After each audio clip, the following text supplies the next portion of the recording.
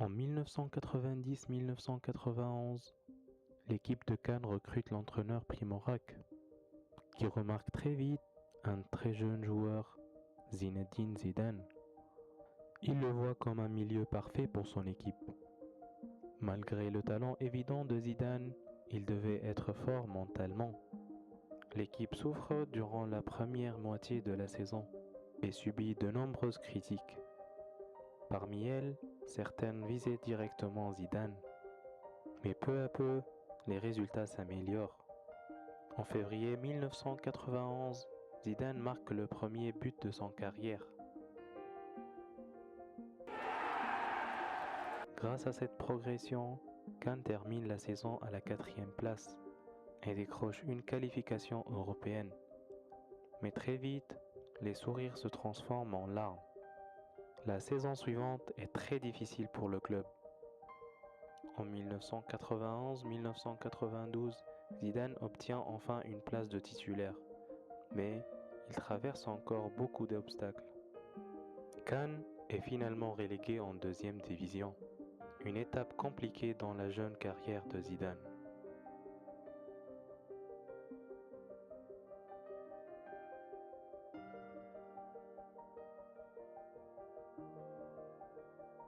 Malgré cette descente et la déception, Zidane attire l'attention de plusieurs clubs. L'OM accepte discrètement de le recruter la saison précédente. Mais à la fin de la saison, les dirigeants marseillais changent d'avis. L'entraîneur déclare alors « Zidane est trop lent ». Le président de l'académie de Cannes-Lacombe ne veut pas voir Zidane stagner en 2e division. À 20 ans, rester à ce niveau risquerait de ralentir sa progression. Mais vendre Zidane à un bon prix devient difficile. Lacombe commence à passer des coups de fil. Il appelle d'abord Arsène Wenger, entraîneur de Monaco. Mais ce dernier refuse et il dit Zidane n'a pas progressé cette saison. À cette époque, aucun club ne veut payer 1 million d'euros pour lui. Finalement, Bordeaux achète 2 joueurs de Cannes, Jean-François et Éric Guéry. Il conclut son mercato avec un 3e joueur, Zinedine Zidane, pour seulement 500 000 euros. Bordeaux venait juste de remonter en Ligue 1 après une descente due à des problèmes financiers. Le club veut reconstruire une équipe compétitive. L'entraîneur Roland Courbis aide Zidane à s'adapter et c'est lui qui le surnomme pour la première fois Zizou. À Bordeaux, Zidane construit une belle entente avec Dugarry et Lizarazu. Ensemble, ils qualifient l'équipe pour la Coupe d'Europe. Cette saison-là, Zidane réalise la meilleure performance de sa jeune carrière, avec 11 buts, toutes compétitions confondues. On commence déjà à reconnaître la version du joueur que tout le monde admira plus tard.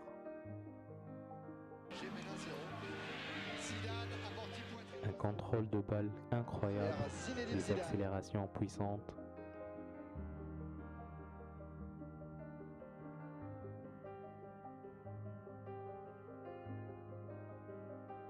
Des passes millimétrées et même des frappes lointaines pleines de confiance.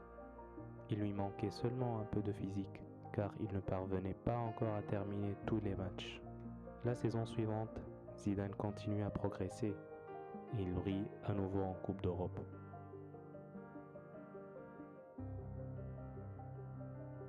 Il ajoute une nouvelle arme à son jeu, les coups francs. Il marque d'ailleurs un super but contre Oliver Kahn.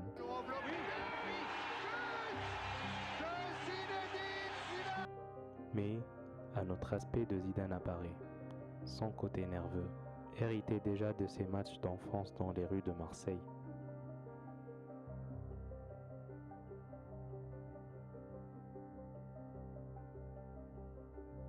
Dans un match contre Marseille, Desailly joue très agressif contre lui.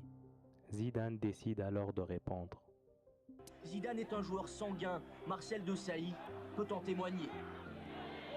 18 septembre 1993, au stade Vélodrome, Marseille reçoit Bordeaux.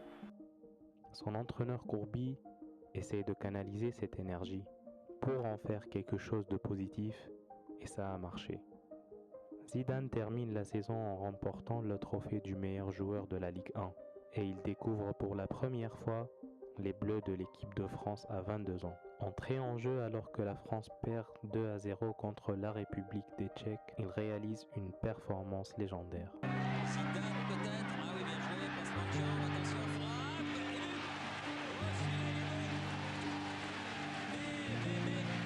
Ça vient tardivement, mais quel beau but. Que dans la conception, un ballon d'égalisation. Oui, égalisation. Encore Zidane, c'est le coup de deux. Il m'était jamais arrivé de marquer 2 buts dans un seul match, toute catégorie, que ce soit cadet, minime, espoir. Donc 2 buts, c'est bon. Malgré les hauts et les bas de Bordeaux en 1994-1995, le club se qualifie à nouveau pour la Coupe d'Europe. S'il y a bien une saison où Zidane attire enfin l'attention du public européen, c'est celle de 1995-1996. Bordeaux souffre en championnat, mais en Europe, le parcours est exceptionnel. Grâce à Zidane, Dugarry et Lizarazu, l'équipe atteint la finale de la Coupe d'Europe. Le public commence à l'admirer dès le match contre le Real Betis et Zidane marque l'un de ses plus beaux buts. A été suspendu. Oh Zidane, but de Zinedine Zidane, une inspiration extraordinaire, un pied gauche de 30. Ses performances grandissent match après match. Puis vient le duel contre le Milan, champion d'Italie, un match que Zidane décrira plus tard comme l'un des plus importants de sa carrière. Malgré la défaite 2-0 à l'aller, il livre un grand combat au milieu de terrain face à Desailly et Vieira. Le match retour commence et Bordeaux crée une remontada historique. Oui, et il bute. But pour Bordeaux. C'est super, c'est bravo, c'est formidable. Hop de Zidane qui allume Monsieur Caca. Oui, il est beau en pivot. Dugarry. Si Panucci ne revient pas. Ouh là là, Zidane qui va le redonner à Dugarry dans la surface. Frappe et but. Oh, quel but. Super, là, quel but de Christophe Dugarry, 3-0. C'est la première fois depuis 11 ans que le Milan encaisse 3 buts en Coupe d'Europe. Après avoir éliminé le Slavia Prague en demi-finale, Bordeaux affronte le Bayern Munich en finale. Mais Zidane et Dugarry sont suspendus pour le match aller. Bordeaux perd 2-0 et ne parvient pas à renverser la situation en retour. Zidane termine malgré tout la saison de manière exceptionnelle avec un doublé lors du dernier match contre Nantes. Il est à nouveau élu meilleur joueur du championnat. Prêt à représenter la France à l'Euro, Zidane vit sa première grande compétition internationale. Mais aussi, il revient d'une blessure due à un accident de voiture. Il n'est pas à 100%. La France est éliminée en demi-finale face à la République de Tchèque, après les tirs au but. Une performance en dessous des attentes, difficile à encaisser pour le jeune Zidane, âgé de 24 ans. Il devra encore patienter avant de montrer le meilleur de lui-même. Et surtout, avec les Bleus.